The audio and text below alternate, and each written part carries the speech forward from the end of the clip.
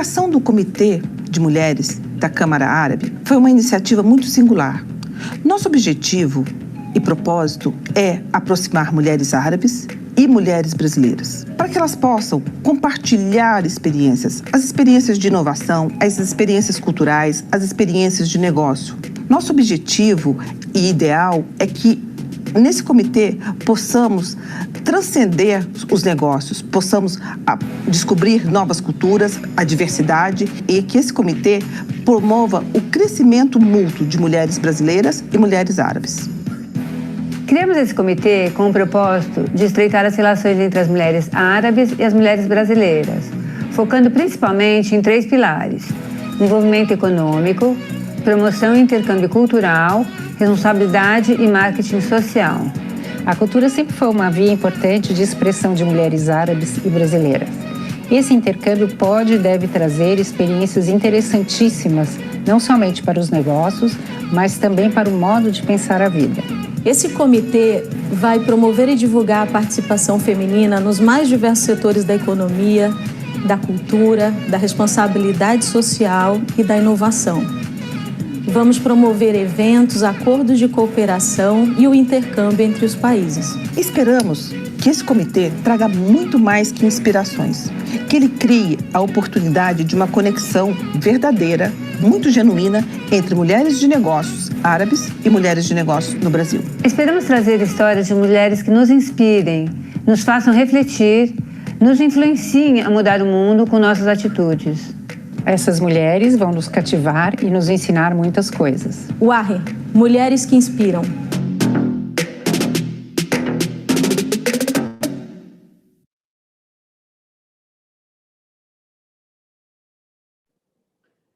Bom dia a todas, boa tarde às nossas colegas árabes que também estão nos assistindo. Que orgulho estar aqui com vocês hoje no Dia Internacional das Mulheres. Em nome do UARRE, o Comitê de Mulheres da Câmara Árabe, eu tenho a honra de abrir esse webinar. Estou muito feliz porque para a gente é uma grande conquista, né? O Comitê de Mulheres da Câmara Árabe Brasileira iniciou suas atividades em julho do ano passado. Esse é o nosso primeiro ano que nós estamos desenvolvendo o trabalho para o Dia das Mulheres. Muito orgulho ter aqui árabes e brasileiras nos assistindo e outras nacionalidades. Muito feliz de dar boas-vindas a todas vocês. Quando nós estávamos pensando como construir o tema para o dia de hoje, nós buscamos com o nosso time de trabalho algo que fosse comum às mulheres brasileiras e às mulheres árabes. Nós sabemos que os nossos desafios, que as trajetórias, às vezes, com diferenças culturais, mas com muita luta em comum. Então, quando nós olhamos para essas oportunidades, e a gente começou a avaliar toda a possibilidade de falar do empreendedorismo, das oportunidades para as mulheres. Tá? Quando olhamos para os relatórios do Fórum Econômico Mundial sobre a questão de avaliação do gênero, tá? Os estudos apontam que tanto o Brasil como os países árabes têm passado pelos mesmos desafios. São trajetórias com diferenças culturais, diferenças econômicas, diferenças políticas, mas uma luta por desafios muito similares. E nessa similaridade é que a gente convidou, eu tenho a honra de ter conosco aqui Hala Bougates e Maisum da Palestina, Hala da Líbia e Maisum da Palestina, para contar um pouco para a gente sobre essa trajetória, sobre o empreendedorismo feminino nesses países. Tá? E também tenho a honra de ter conosco, que vão participar e vão nos apoiar, Cláudia Iages e Silvia Antibas, que são 2 profissionais empreendedoras com uma trajetória dedicada à comunidade árabe no Brasil. Então, nós estamos falando aqui com com mulheres que trouxeram o empreendedorismo na cultura, na engenharia, empreendedorismo feminino, na rádio, para outras mulheres. Isso nos deixa extremamente felizes, porque nós acreditamos que nós estamos cumprindo o papel e o propósito do UARRE, que é trazer voz às mulheres árabes e brasileiras. é esse nosso maior propósito. Nós queremos e acreditamos muito que a igualdade, que as oportunidades iguais para todos fazem um mundo melhor, fazem um mundo mais justo, fazem um mundo mais equilibrado e onde o bem-estar favoreça a todas nós e a todos, né? As mulheres que estão aqui têm uma trajetória fenomenal, uma trajetória inspiradora, e eu convido a Fernanda para fazer toda a nossa moderação, Fernanda, para nos ajudar, introduzindo as nossas colegas. E eu gostaria aqui, em nome da Câmara Árabe, fazer um agradecimento na pessoa do seu presidente, Rubem Sanum, e do secretário-geral, Tamer Mansur, pelo apoio, pela oportunidade e sempre a parceria de construir essas iniciativas, Varuahi. Muito obrigada. Fernanda, passo a palavra. Obrigada, bom dia a todas. É um prazer e é uma felicidade. Nós temos aqui 2 exemplos de mulheres fortes, com projetos extremamente interessantes, importantes, e que trazem aí, trabalham muito forte, né, no sentido de fortalecer mais mulheres, né, do qual é extremamente importante. Muito no que nós temos vivido nesse cenário de Covid-19, e que isso tem reforçado o papel da mulher, seja nos negócios, seja na política, seja em casa, e o quanto ainda há do que se fazer. Bom, e aqui no sentido de trazer mais, colocar mais próximo a cultura, o papel da mulher árabe e a diversidade que existe dentre os diferentes países, como a Alessandra colocou, temos aqui uma representação da Líbia e da Palestina. E aí eu começo aqui com a senhora Massum, da Palestina, representante da Palestina.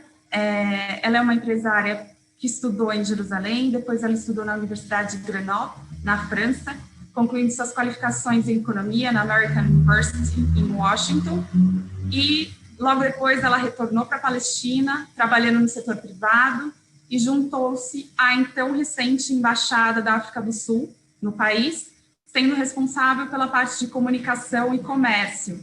E ali, nessa experiência, ela estabeleceu uma valiosa rede de contatos e que se intensificou, intensificando assim as relações bilaterais desses países. Em 2004, ela trabalhou como consultora de mídia para um grupo sul-africano e, em seguida, ela montou e gerenciou a primeira estação de rádio inglesa na região, a 93.6 RAM, com estúdios tanto em Jerusalém quanto em Ramallah. E em agosto de 2019, e em parceria com a Humanity Foundation, com sede na Suíça, ela criou a Nissa FM, do qual ela vai nos contar toda a história, por que surgiu, que foi a primeira rádio feminina da região. E essa rádio já ganhou diversos prêmios e reconhecimentos, tanto localmente, como também internacionalmente. Mas, mais uma vez, muito obrigada por ter aceito o nosso convite. É uma grande honra para nós, para o grupo Wahi. E, por favor, a palavra é sua. Obrigada.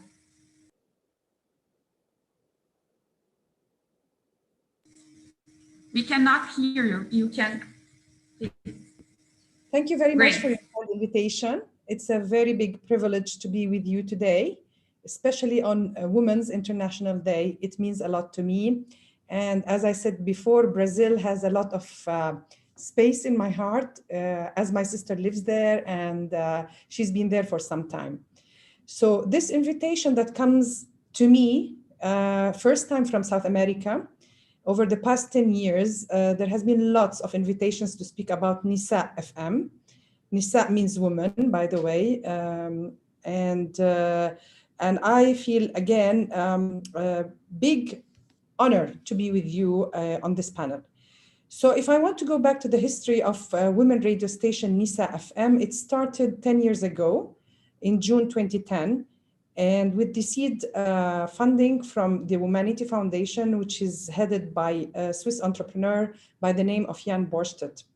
Jan had an idea of having a women radio station in Palestine, similar to something that he visited in Afghanistan, where there was a radio station for women, but in a different concept. And so he headhunted me and approached me, being, as Fernanda said before, already an establisher of an English radio station by the name of Ram FM, and being a woman. And so we met in Jerusalem and we sat and discussed the concept, and the whole role of Humanity Foundation was to provide the seed fund for Nisa FM. I, for my part, being a Palestinian woman who was raised up in Palestine and who schooled here, and then eventually went to France and Washington, D.C., I realized and knew what does it mean to empower women. Having myself coming from a background where my mother raised us up, 4 kids, where she entrenched in us the importance of education as women and as Palestinian women specifically. So the idea of Nisa FM came to me very much close to my heart again. And I thought of it that it should be a radio station, a platform for women, for Palestinian women and Arab women, because this was the first women radio station 10 years ago that will work on empowerment of women, inspirational radio station that could speak about role models, so that women who are listening to this radio station get inspired by the stories and by the success stories of other women. And at the same time, they get awareness and guidance on lots of challenges that they face. So today, Nisa FM ranks as one of the most important radio stations in Palestine, with lots of acknowledgements, international and national. On the international level, we were the first and only so far in 2015 to receive the World Economic Forum Award, which is called the Schwab Award, for our social enterprise, where we work on creating jobs for women in media, and as I said before, on empowerment of women who are listening at large and in the public. We were the recipient also of the best radio initiative in the MENA region in 2019 in Dubai. And as I said before, this was like a space for us where we spoke about the importance of having a special radio station directed to women. I must say at the beginning, it was a big challenge, since we are talking about challenges and not only the role models and the pretty image. The challenge is a big one and still exists. The challenging in having faith and believing in this radio station. At the beginning, it came as an idea that created some disturbances amongst people here. They thought that we're creating something to revolt against men.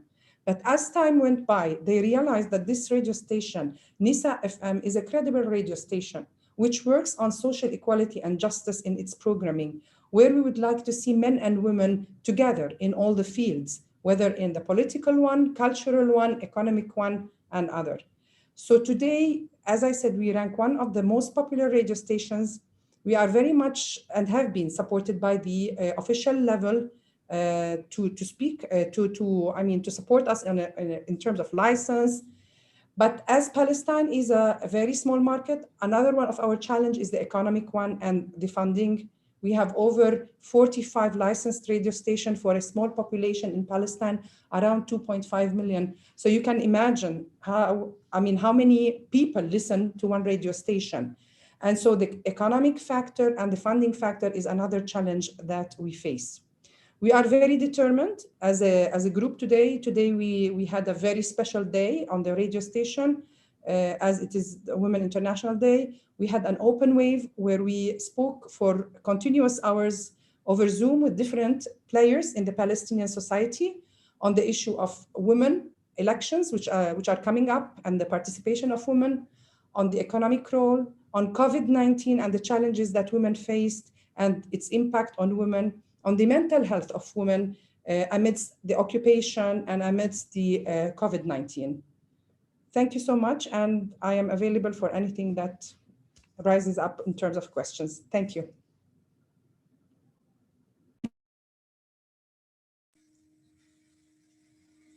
Maison, muito obrigada.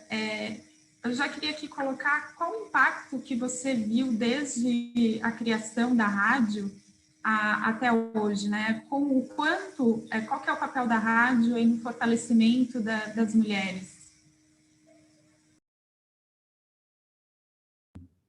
Sorry, I missed on the first part because I didn't have the interpretation on, but I assume you're asking me about the role and the impact of the radio station, right? Exato, exatamente.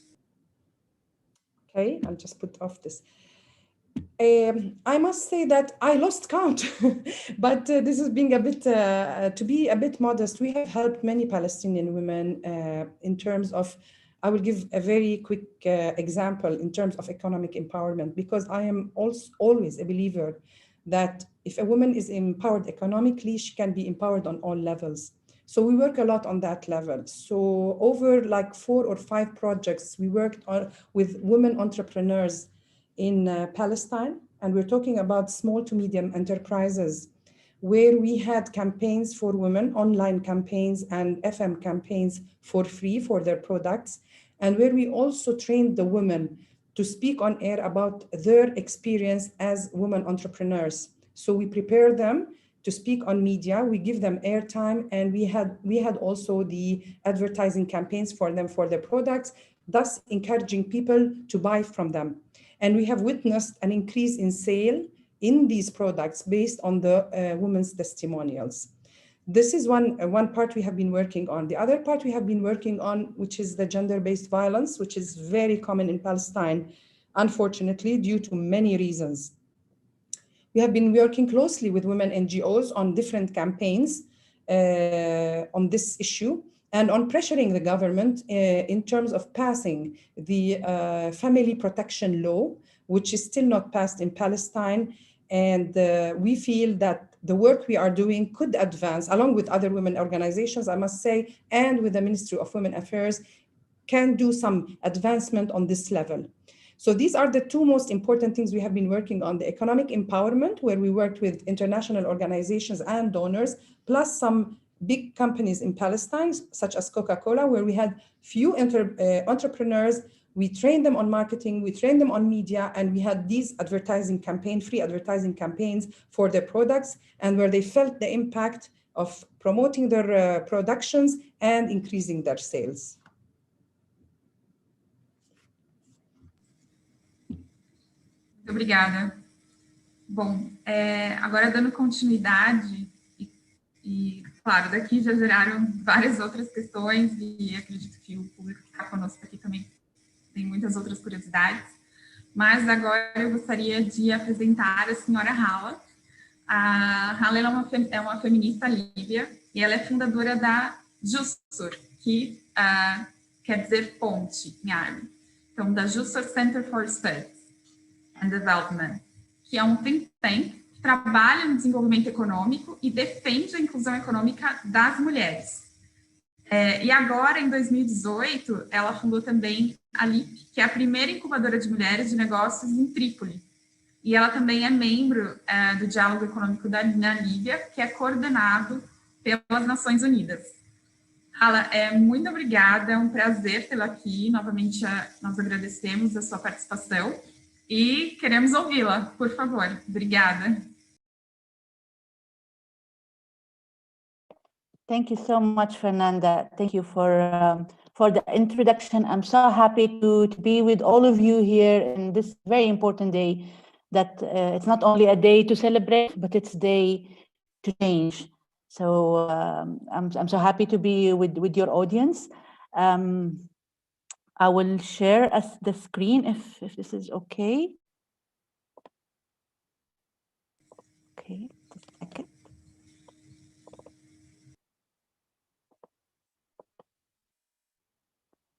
Do you see the screen? Is it on? Yes, it is. So first, I would like to just mention that before being an activist and before forming Jussur, I'm a business lawyer. So I majored in business law, and I majored in international investment law. I've worked for 7 years in oil and gas industry in international companies working in Libya. And also right after the revolution, I started my own company. So I have the entrepreneur experience. I was actually the first woman who have a business, a law firm that's really focusing on business and commercial laws. It was really male dominated before my company.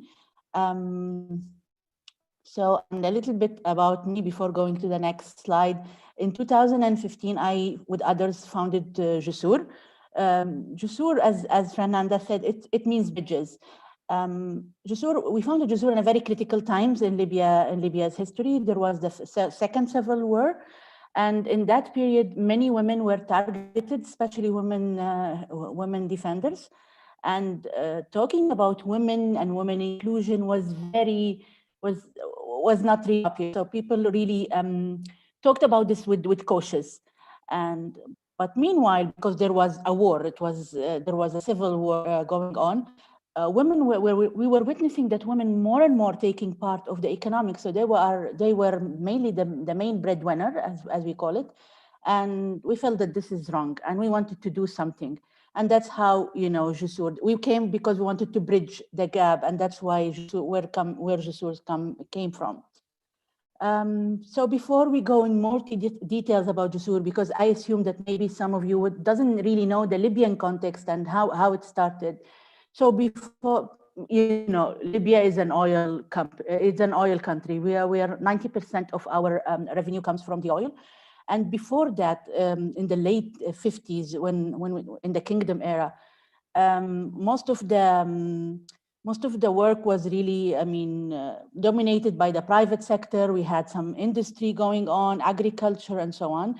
And then there was the oil discovery, and things started to change because, of course, there was so many, international companies interested in the country, and we started to see development. Of course, women had no role in that period as well. After the revolution, there was, just to put it short, it was a communist, it was a socialist system. So private sector was not really encouraged. And it was, to put it right, it was oppressed. And private sector, yes, it was, as I said, it was oppressed. Then there was the reform attempts in the 90s. And that's when the former regime allowed the private sector to work more. And this when we started to see women for the first time as businesswomen. And women were, because we have a high rate of women in education. So we have women who are teachers, doctors, and I think engineers, and I think this is a similar in our region, a similar case in our region. So women started to own the private schools, private universities, clinics, and so on. And we started to, and of course, little by little, more and more women, home-based businesses. So here, when women started to be seen in the private sector, not in the public sector. After the revolution, women started to be more and more. Of course, it was, at the first, it was because there was a change, yes? So everybody wanted to start a new thing, and many tried to challenge themselves. And that's why when we see more and more women leaning in and starting their business. And then after the Second Civil War, it started from the need. So women needed to work to support their families. This is just a little bit of context. I'm sorry if I'm a researcher, I really love to do this. So why Jusur? When we started, very quickly, when we started Jusur, we started to fill the gap. So women own only 12% of the lands in Libya. Yes, and land ownership is very important. It's because that's how you can get loans and facilities from bank to do your business. So this was a gap an alert that we found that this is something wrong. Trade and business, of course, as I said, there was, only a few number of family-owned business. Women were really, the percentage of the whole businesses owned by women was less than 1%. And the right to access to finance, according to the law, women and men are equally can access all the financial services, but of course, because of, and this will come in the challenges, this is a different things because of the social norms. So that's why we saw no, this has to change, and someone needs to do that. And all of these data is outdated. So that's how Jusur came. The idea of Jusur came. So in almost 5 years, this is what we managed to accomplish. So we work on reports and data, and so far we managed to issue about 5 publications. In 2 years, we provided a vocational training for Libyans across the country, for more than 200 Libyans across the country, and we managed to get to create jobs for about 120 for those applicants. We've also supported many advocacy campaigns. One of them is really mainly about the informal sector and women and to enhance women economic situation. We organized a job fair. This was a hit, and we managed to provide jobs to almost 3,000 Libyan. It was all across Libya, so it wasn't really in Tripoli where we based. Then we founded we founded Leap Incubator. Leap was a great success because we managed to, through our different services, we managed to support over 800 women with businesses, and we incubated 100 women. 100 projects. So this is, I want to highlight this. I don't want to say a lot about it because this was during the 2019 war. And this is what we did in LEAP. So we managed to help women during a very difficult times to start their businesses. Also, we provided a safe place for them, and a window to dream and to plan and to choose a different reality or alternative reality than what we had in Tripoli at that time. We also, because technology and online e-commerce is coming more and more popular, we also had established LBWD. It's a database that helped anyone who wants to find a woman or throughout Libya, a project owned by women, so they can support them or they can buy certain goods. We had this directory. So very, very quickly about the embedments and the challenges. I think women share this all over the world, but of course it's different from a culture to culture. Social norm is one of the biggest challenge that's facing Libyan women, because even though that we now have more and more a role in the economy and we are seen as an important role, but it's still limited to the traditional role. So you'll have to work in education or in catering and fashion and import clothes, but they don't see us as leader in banking or leader in technology and innovation. So and of course there is the culture norm that really prevented many women to really join. And I think even in Palestine, my colleague Maysoon will relate to this. And of course, then there is the business ecosystem in general that's really not supporting, small businesses to start. But we are working on this through different channels. So yes, to conclude in a very positive note, I always quote a French philosopher. His name is Albert Camus, and when I see Libyan women really managed to work throughout very difficult times.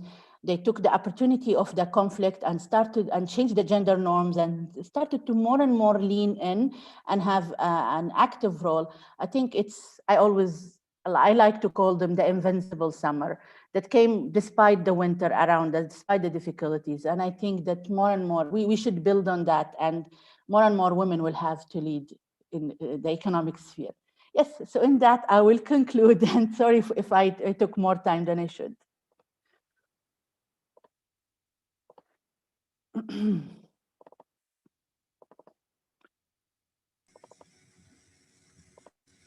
Muito obrigada. É incrível o seu projeto. Parabéns, é muito bom. Bom, dando continuidade, eu gostaria de convidar aqui as nossas diretoras a colocarem uma pergunta para a senhora Hala, também para a senhora Maysoon. Então, eu queria iniciar com a Cláudia Yazid, nossa diretora da Câmara Árabe, como também do Grupo de Mulheres do ARRE, a ser direcionado para a senhora Maysoon. Obrigada. Está no mudo, Cláudia. Bom dia a todas, eu me chamo Cláudia Yazid, eu sou engenheira civil, eu sou sócia de uma construtora, a consultoria Yazid, eu sou diretora do Hospital do Coração, HCOR, e sou diretora da Câmara de Comércio Árabe Brasileira, na qual também faço parte do comitê UARRE, que é o Comitê de Mulheres. Primeiramente, eu queria agradecer a maravilhosa participação da senhora Hala e da senhora Maysoon, que com suas histórias inspiraram nos inspiraram a ir atrás dos nossos sonhos, de todo o nosso potencial. E também queria parabenizar todas as mulheres que estão aqui pelo Dia Internacional da Mulher. Bom, minha pergunta será para a Miss Meisum.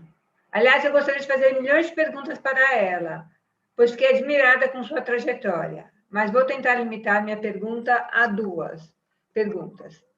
Bom, Miss Meisum, sua história é incrível. Você se acha um exemplo que inspira outras mulheres a irem atrás dos seus sonhos, atrás do seu potencial?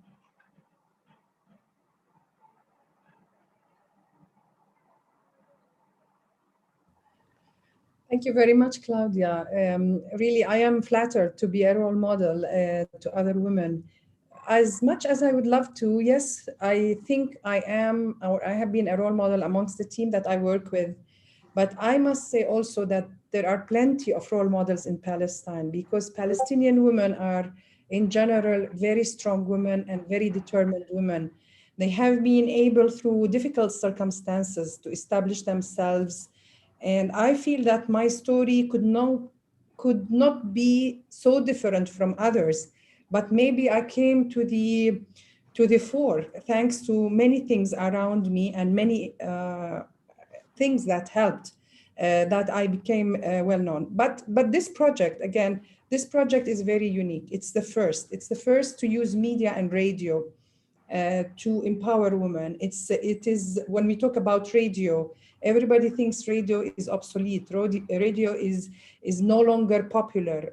Radio is only an entertainment tool. So we took this concept where we know that radio is still popular. It's a personal tool that the voice of any presenter talking about any issue can go to the woman who's listening. So I feel that, yes, I came up with something that's innovative, that's different, and created a job for myself and more than 13 people today from the West Bank and Gaza, as well as others who came and trained and graduated from Nisa FM. So we set a precedent. In that context, I could be a role model, but as I said before, and this is not being only humble, but I am sure amongst Palestinian women, there are millions of role models that have really made it with all the dire situation that we live under. Ok. Você citou também que estão tentando aprovar a lei de proteção da família. Você poderia explicar um pouco mais sobre essa lei, que no Brasil elas não estão familiarizadas com essa lei?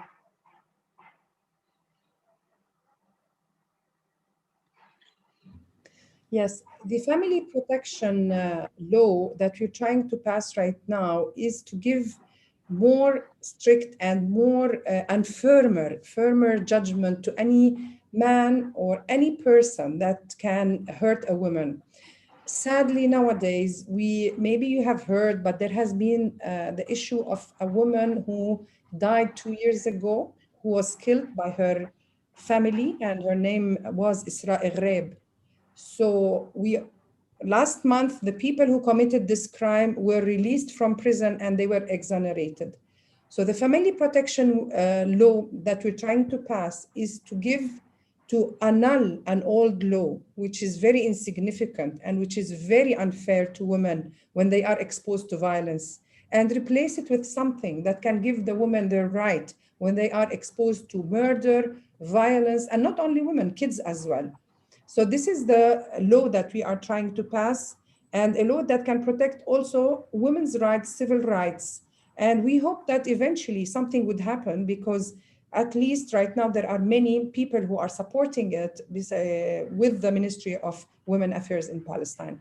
So I'm sad to say this, but women killings has become popular. I don't want even to use this word popular, but around 24 or 25 women were killed last year during COVID-19. And these are the numbers that were revealed. Sometimes they are only declared by police as suicide or accidental death or something like that. So this is where we want to work on having women's rights and dignity preserved under this law, even if they're exposed to death or gender-based violence, and giving them justice. Espero que vocês consigam aprovar essa lei. E se vocês precisarem de apoio, a gente pode apoiar de alguma forma. Muito obrigada pela sua presença aqui, Miss Maisson. Eu passo a palavra agora para a Fernanda.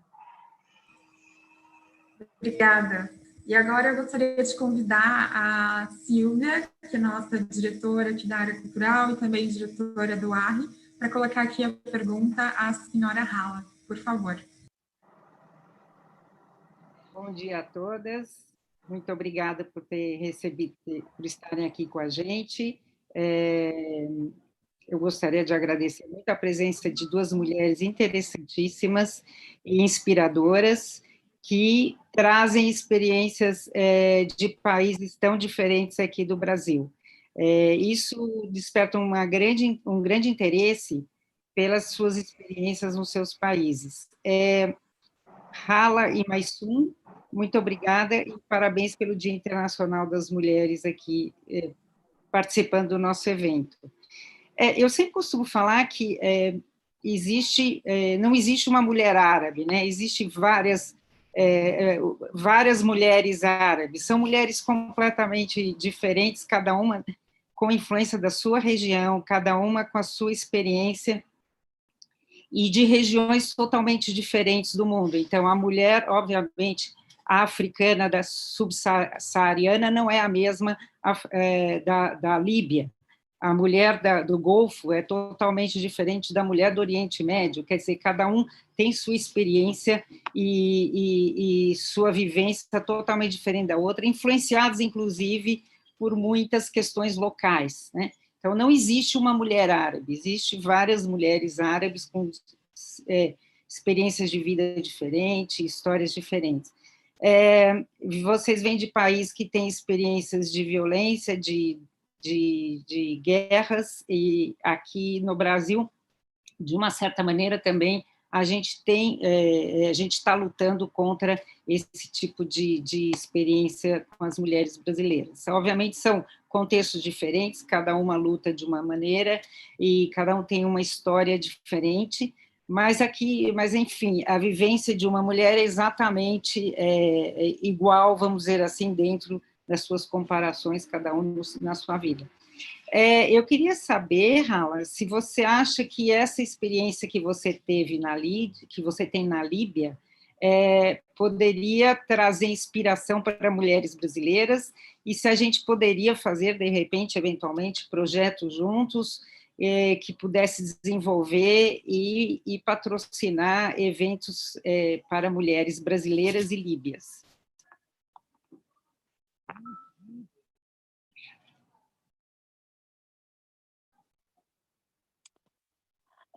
Thank you so much, Sylvia, and for this excellent remark. To answer your question, I think yes, we could learn. You could learn a lot from the Libyan experience, because women's struggle is a women's struggle everywhere, despite the different circumstances. And I think I'm not saying this because I'm a bias and I'm a Libyan woman, but I think the resilience of Libyan women is quite impressive. And I think it can be taught to everyone, even in the developed world. How you can change, I mean, you are in a very difficult circumstances, in a very conservative culture where you are not allowed to do so many, but you overcome all these challenges and prove that you are, and change the norms in a very short time and prove that you are resilient. I think this is I mean, something that can be I think that can inspire women in Brazil and elsewhere.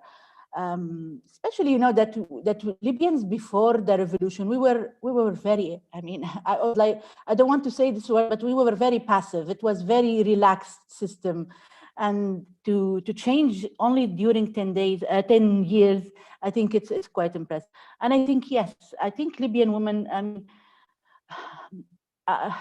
I have this philosophy that we in the region, we should not really stick to the idea that we should work, I mean, I'm really not, we are North Africans, yes, so there is a difference between Middle East and, I mean, a different, and usually we just talk about, I mean, if we talk about, especially women, if we talk about cooperation, we talk about the cooperation with the region, in the Maghreb region, so the North Africa region. And I think that we have a lot to learn from other women. And that's why I think that we should explore more opportunities to learn from. And I'm sure that there are many things to learn from the Brazilian women. I mean, I was very impressed when I heard that Claudia is a partner in a construction company. We need more examples like that to inspire the thousands of engineers that we have to start or to be part of this kind of work instead of being just in the traditional role. So yes, I think there are rooms to cooperation. Yes. E você acha que as jovens, hoje em dia, as jovens líbias que estão agora se formando e estudando, elas podem também fazer diferença?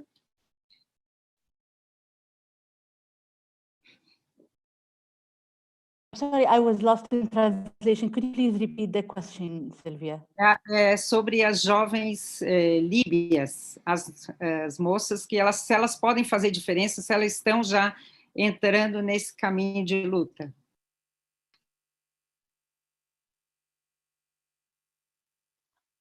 Yes, I think you can, I mean, yes, you can say that from the number of women who are going to the technology, I mean, colleges, yes, to the engineering.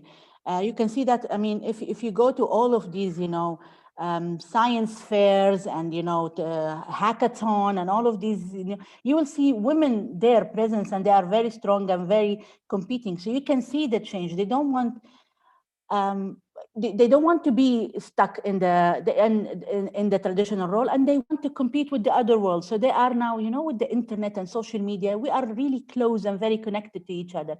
And I think that the new generation, at least the one who are empowered and who have a culture that allow them to, they want to be different. And you can see this, as I said, from the university and colleges. Muito obrigada, vocês são mulheres que nos inspiram bastante. Muito obrigada. Obrigada. E aí, agora eu gostaria de passar... Sorry? Yes, Miss Sun. Can I say something? Yeah. Yes, please.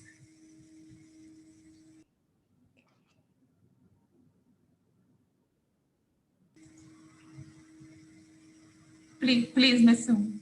Yes, I mean, the question of Sylvia and later my colleague Hala's answer on Arab women and the difference, I just beg to differ on that, because even though the Arab world is a big world, and even though we have parts in Africa and parts in the Middle East, and I see that Arab women share commonalities when it comes to issues regarding their empowerment or their social justice and so on.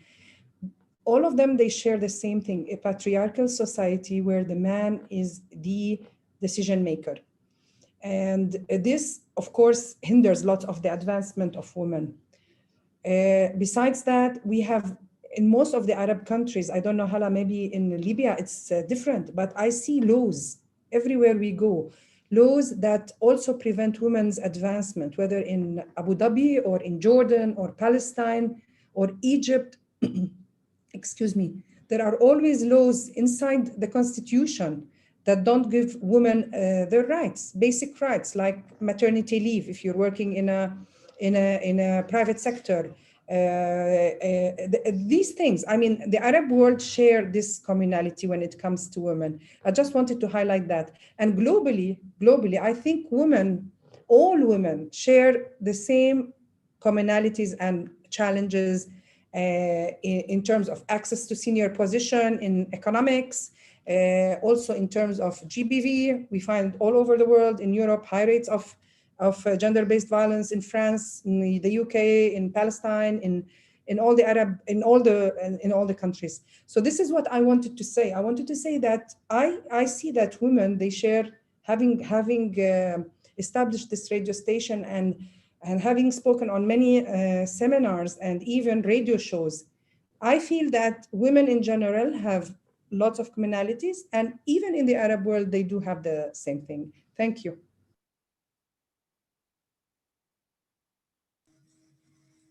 Obrigada, Miston. Eu queria agora dar a palavra para a presidente do Comitê UARRE, a Alessandra. Eu gostaria de colocar aqui uma questão para as nossas convidadas. Alessandra.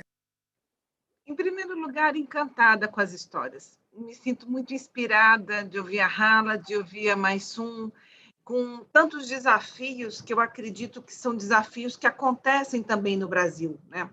O que mais me encanta no ARRE é essa possibilidade, esse comitê traz à tona a consciência que nós temos desafios comuns, né? Nós estamos falando em culturas diferentes, mas com desafios comuns. A Maissu tocou num ponto triste, difícil para as mulheres, que também acontece no Brasil, que é a questão do feminicídio. É um ponto que nos deixa a todas tocadas, com uma luta muito grande por parte das mulheres brasileiras também, um cenário que acontece, infelizmente, como ela bem colocou, no mundo todo, né? E uma caminhada, nós temos aí uma caminhada árdua pela frente. Eu sempre acredito muito no nosso poder de transformação, né?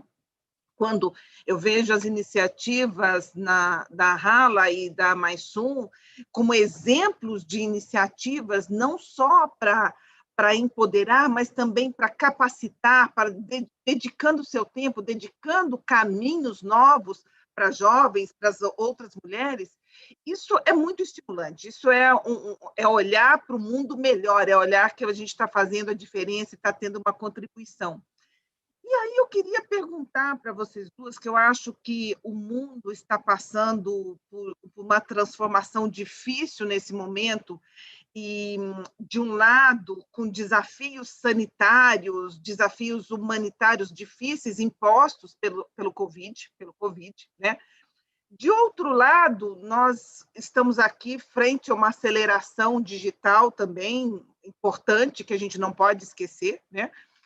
E eu gostaria de perguntar para vocês qual a reflexão que vocês fazem do papel das mulheres, a liderança feminina, diante de um problema de uma magnitude tão grande como é o Covid. Porque eu acredito muito que as mulheres, grandes líderes, estão tentando fazer a diferença, mas eu acho que todas nós, dentro de casa, no nosso trabalho, na nossa comunidade, também estamos fazendo a nossa parte. E aí eu queria ouvir de vocês como que as mulheres líbias e palestinas estão contribuindo, como que elas estão atuando nesse momento de uma crise global. Ok, eu gostaria de ouvir a opinião das duas. Hala, se você puder começar.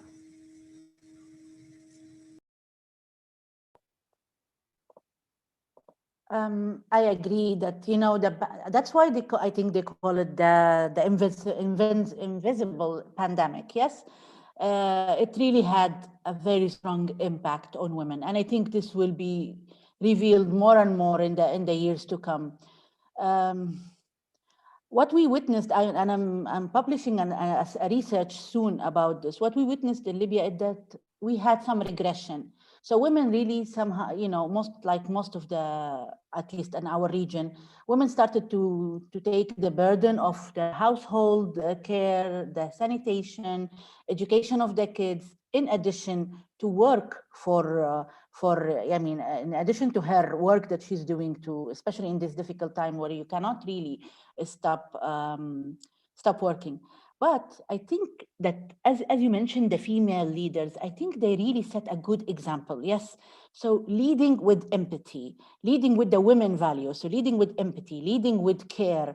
I think this is something that women movements in general, in all over the world, should build on it, because now we have a success stories that we can prove that when women is in leadership in a very difficult crisis that no science, no wars or weapons can solve, it's women with their wisdom, with their care, that managed to do the change. And I think this is a historical moment for women movements to build on. So yes, so let's hope that we will manage to do that. Yes.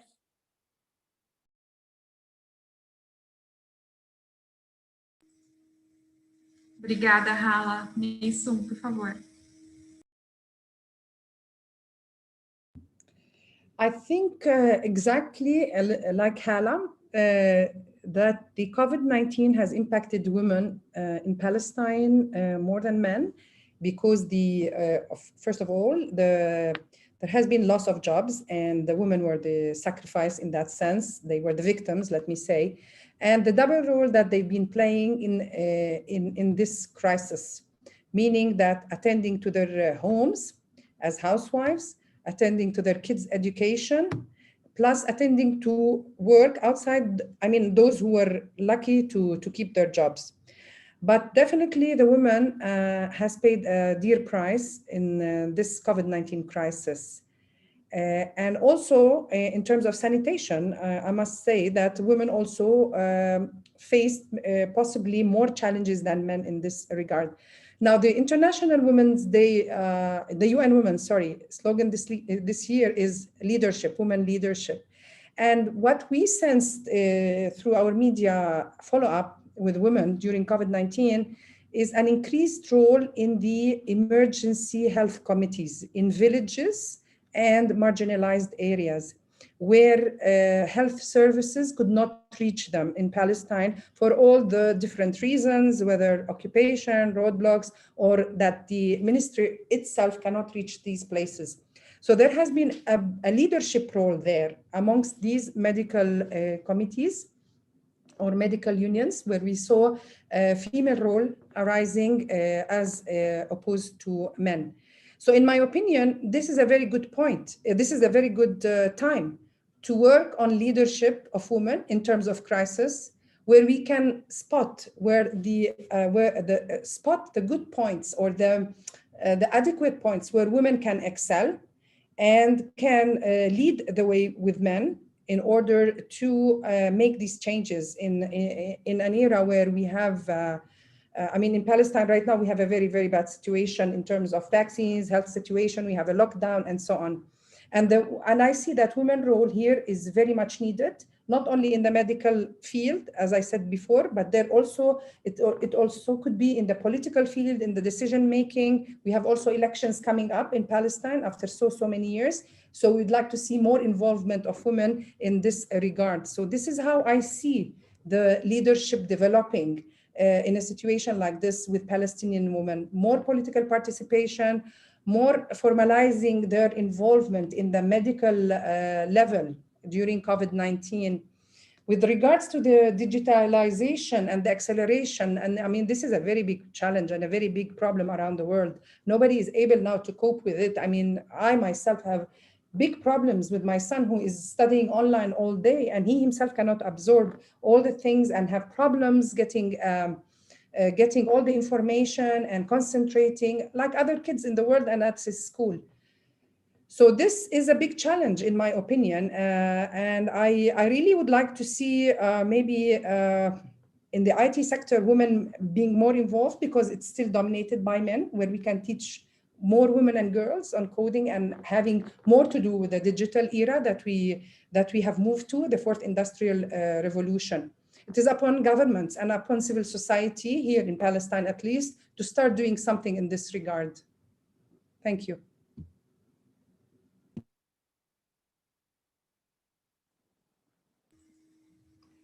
Mas, Su e Hala, muito obrigada pelo ponto de vista de vocês, né? Aqui, a gente também aqui no Brasil tem tido um momento de idas e vindas, né? Com relação ao espaço das mulheres, né? E com certeza com algumas diferenças, mas as mulheres brasileiras também assumiram exatamente os mesmos papéis que vocês falaram, né? Em casa, com os filhos, a gente voltou aí, talvez, com funções que, por questão de trabalho, nós estávamos mais ausentes, mas agora temos que nos dedicar às duas coisas, ou três coisas ao mesmo tempo.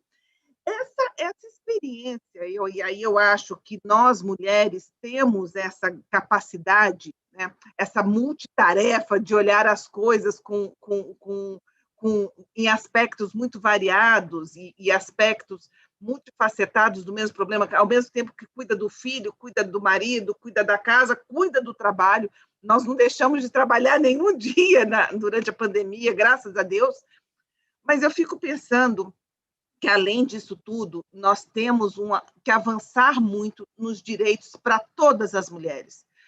Ao mesmo tempo que vocês colocaram as dificuldades de algumas mulheres para acesso ao mercado de trabalho, aqui no Brasil nós temos uma faixa populacional com muita dificuldade de acesso, mulheres que são extremamente guerreiras, mulheres que vivem em comunidades, que são muito guerreiras, que são responsáveis e são as chefes de família, com uma luta diária pela criação dos filhos, para conduzir toda a estrutura familiar, e elas estão sofrendo muito no Covid, mas também estão nos ensinando muito. Então, surgiram projetos novos, incríveis no Brasil, no momento que, como vocês falaram, a gente não tinha ciência, a gente não tinha experiência para lidar com uma situação tão complexa como o Covid. E aí eu pergunto para vocês, se vocês já estão discutindo nos seus países, tá, algumas oportunidades a partir dessa experiência tão sofrida que tem sido o Covid. Se vocês, como nas atividades de vocês na rádio, aí também na incubadora, se vocês já estão transformando esse momento em outras oportunidades.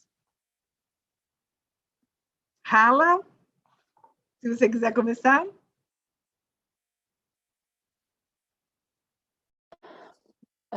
Yes, I mean, first I must highlight that Libya at the moment is going through a very difficult political transition.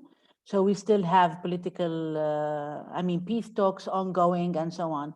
So it's really to have a reform is not really something that can happen very easily with the dysfunctional political system that we have. Yes, but we are working on highlighting how we want. I mean, we're working with the policymakers on first, because most of the policymakers in Libya and decision makers are men in Libya, even the ones who's working in the emergency, in the crisis, in the COVID committees and so on.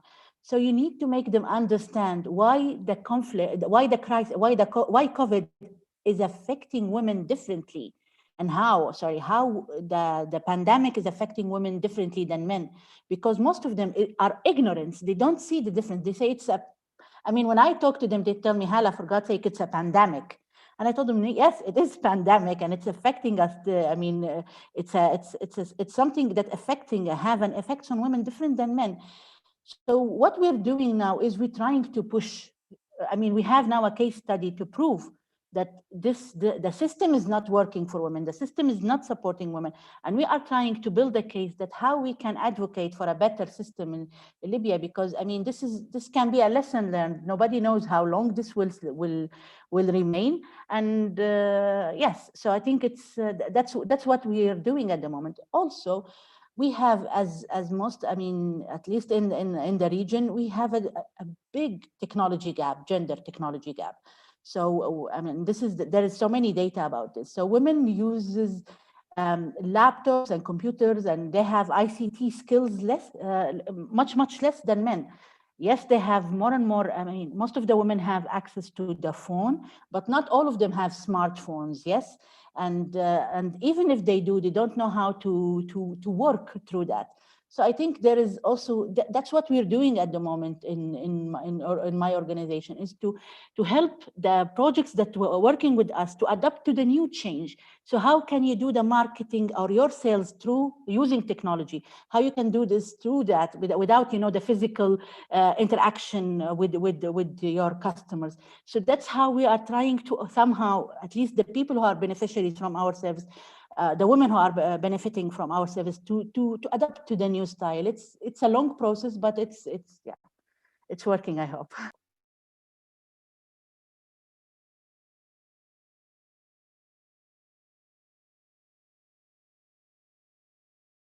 Obrigada. Mas Su, gostaria de ouvir você também.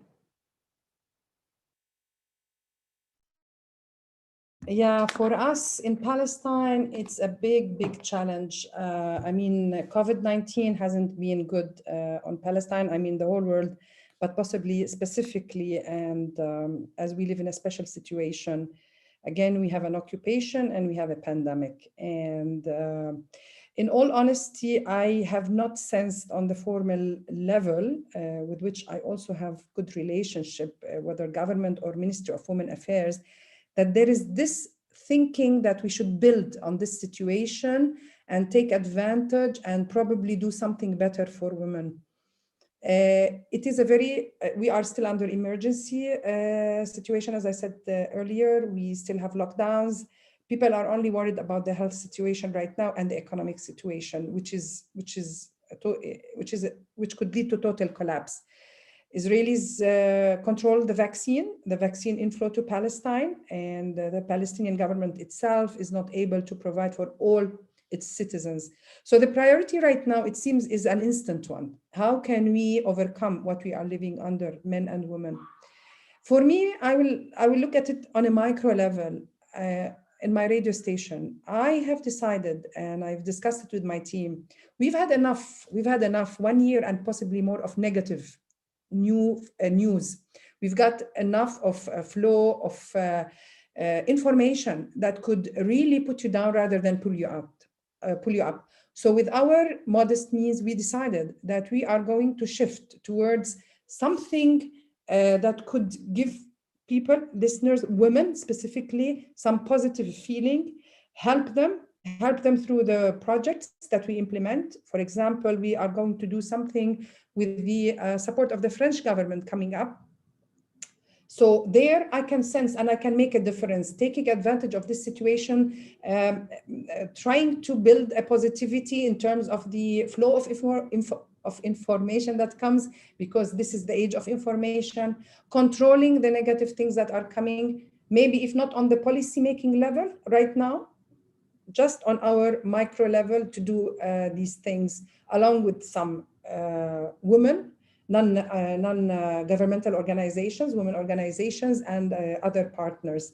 But right now, I don't think, to be honest and sincere, there is thinking of how we can pull women, how we can control this situation and make it into a good outcome for women. Thank you.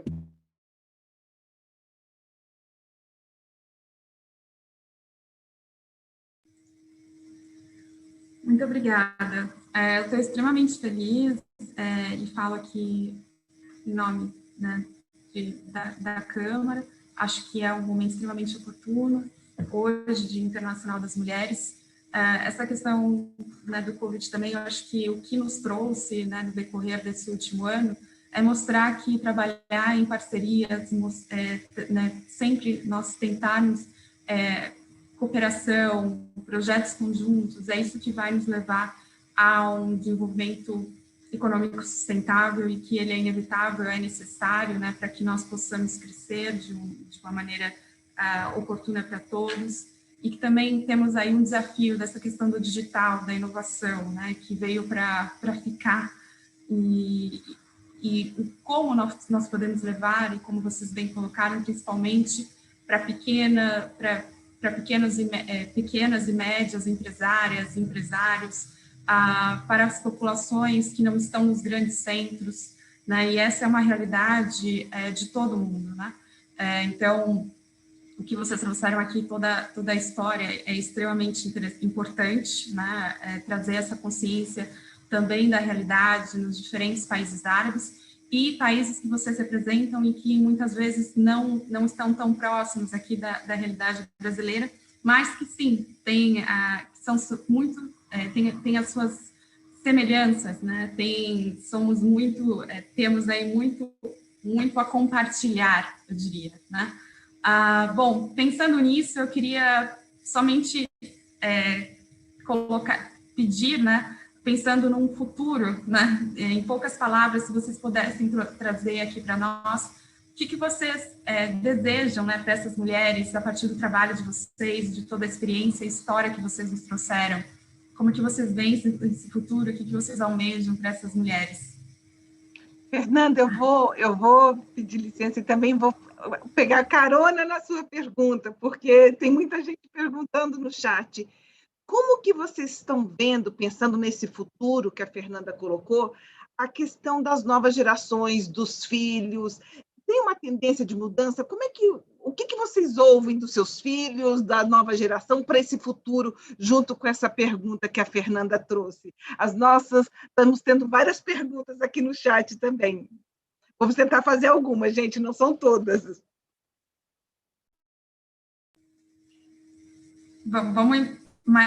Vamos inverter a ordem, se você quiser, por favor, começar.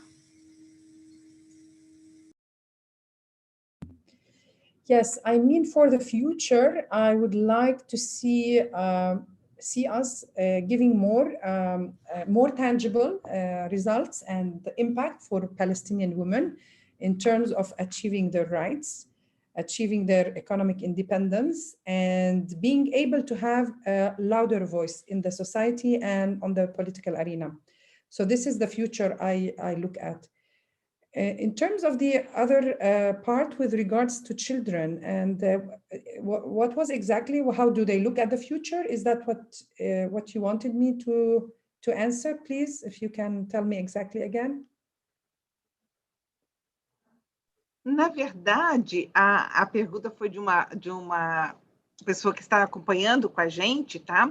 E ela perguntou, eles estão mudando? Como que eles estão incorporando a tecnologia? Como eles olham para as mulheres? Quais as mudanças eles estão trazendo?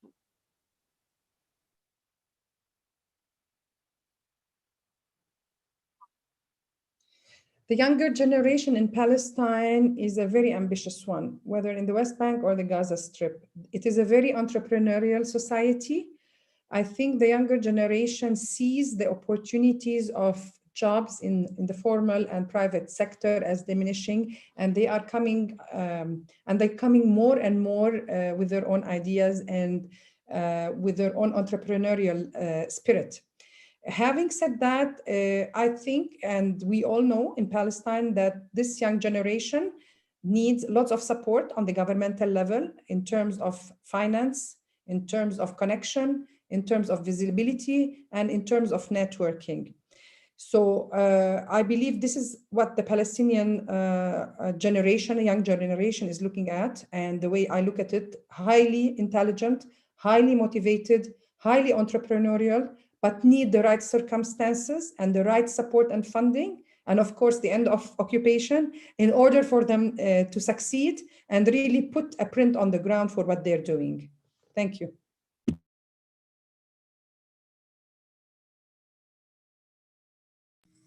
Obrigada. Hala?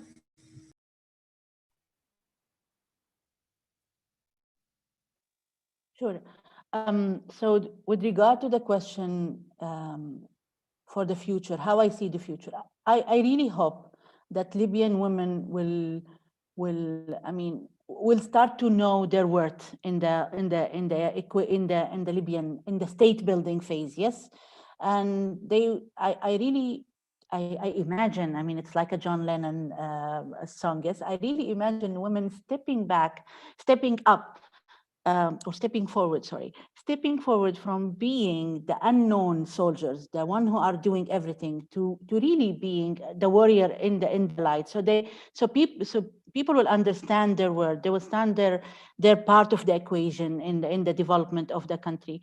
And I really hope that, you know, with them being more and more lean in the economics and being more and more economically independent, we will manage somehow to change the social norms and be more active in the social and also in the economic sphere.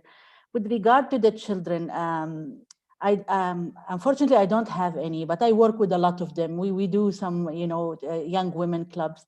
And I'm really fascinated by the young women. They don't want to be in the traditional role. So I know many of them who wants to be gamers, who wants to, you know, start to design games, because the games that they have now in their computers are boring. So can you imagine that someone who is 8 years old or 9 years old who wants to work on this? They want to be doctors. They want to go to the space. I think that it's really different than my generation, where I was personally one of the people who wanted to be a teacher or who wants to stay home. You know, and now they are different, and I think they have a different vision, and yes, I think that I have so much hope on the young generation if we will have stability soon. Yes.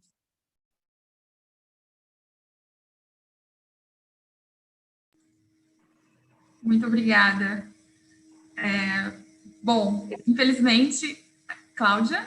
Eu só queria fazer uma pergunta para as duas. A gente sabe que a educação é que vai levar a grandes mudanças. Eu queria saber como é que está, como que vocês acham nos países de vocês, na Líbia, na Palestina, o acesso das meninas à educação, não só a educação básica, mas a educação universitária. Elas estão conseguindo ter acesso a isso? Mais um?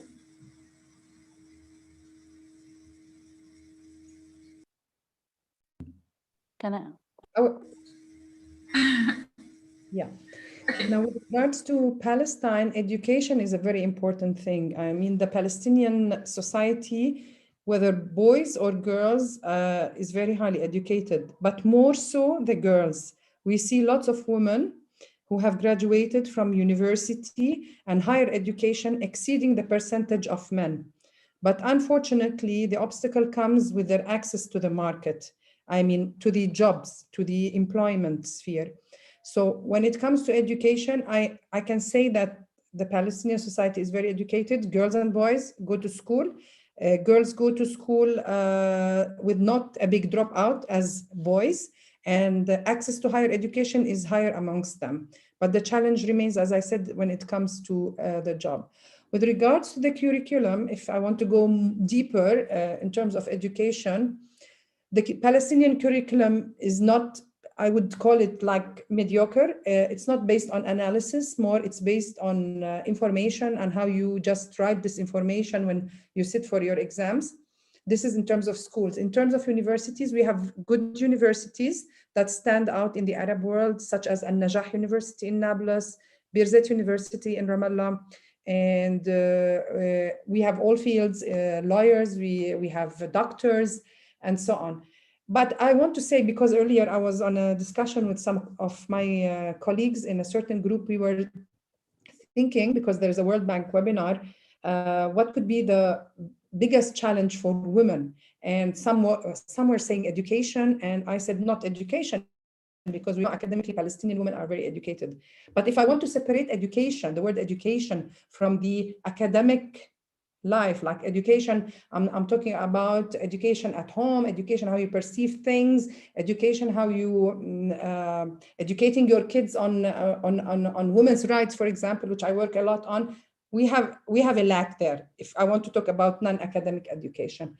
But as I said again, education is very good. Women have access more than guys. They get married, yes, they keep that degree, sometimes from their own will, they don't want to work. Sometimes the job owners, they don't want to employ them because these are women, they can get kids, you know, and they can get married, they become a liability rather than an asset. But the obstacle that remain for them after education, and it is access to the job market. Thank you.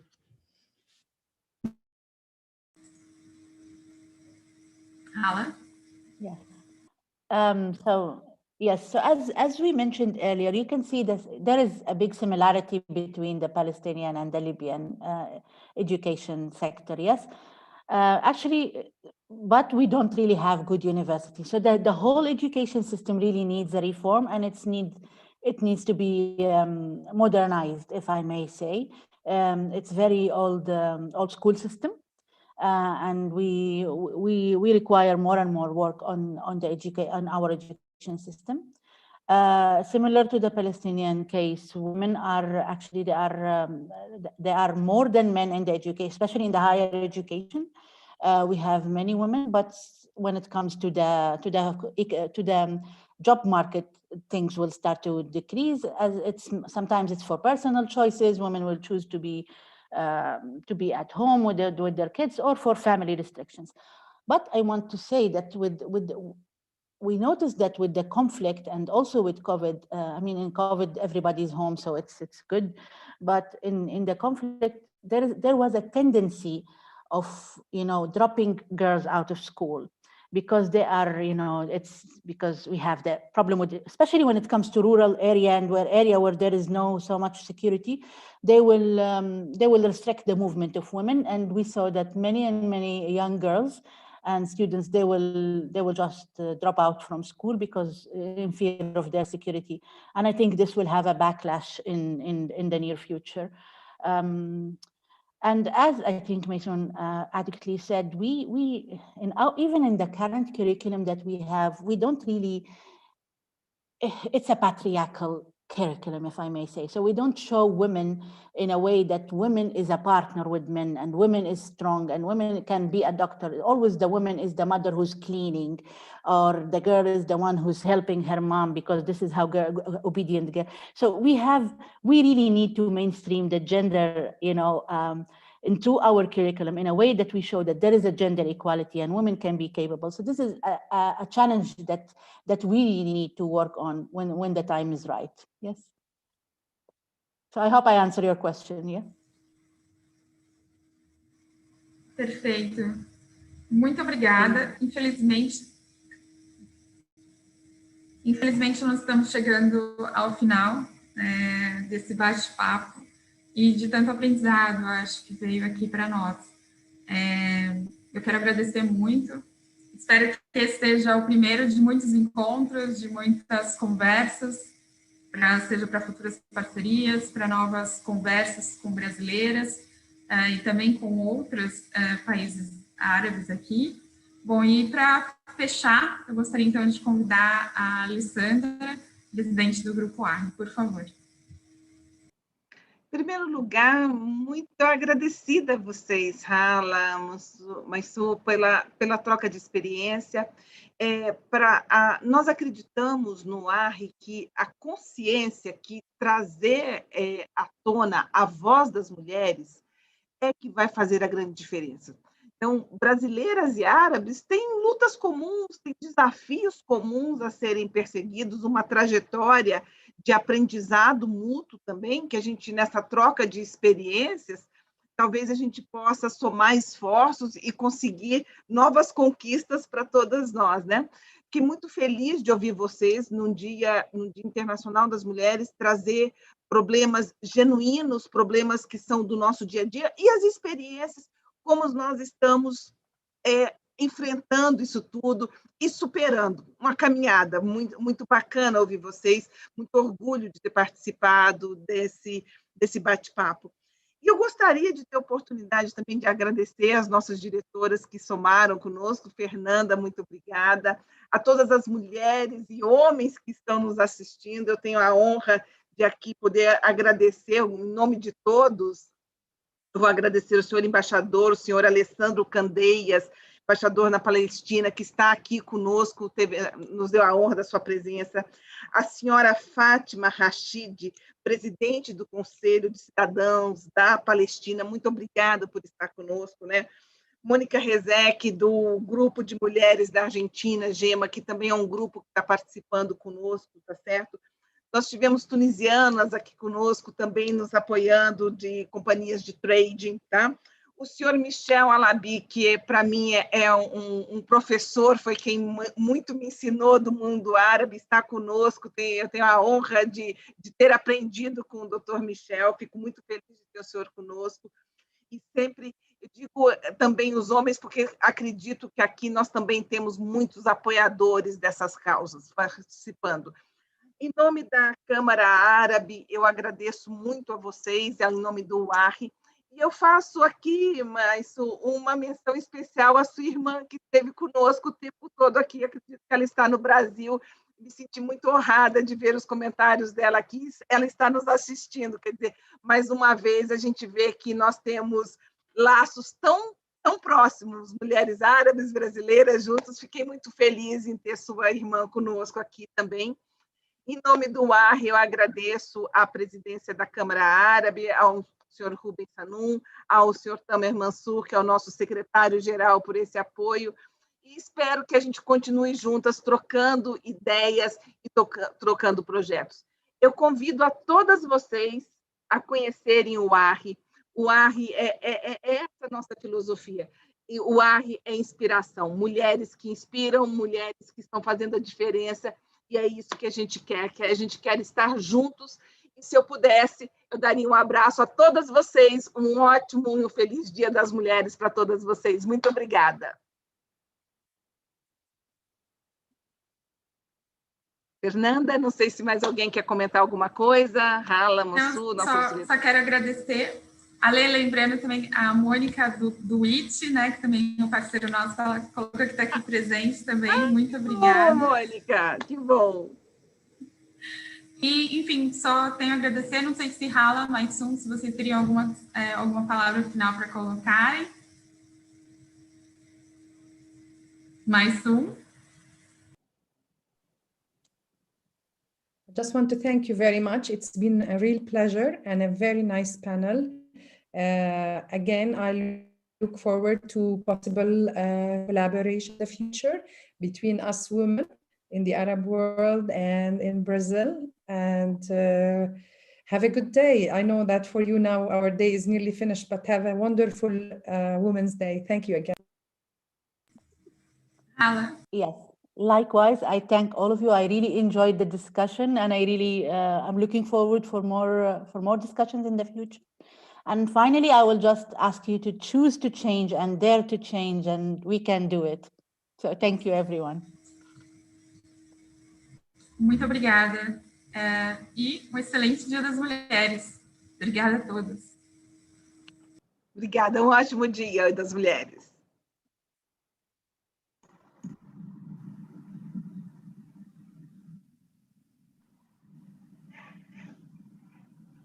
Mansu, Hala, thank you a lot.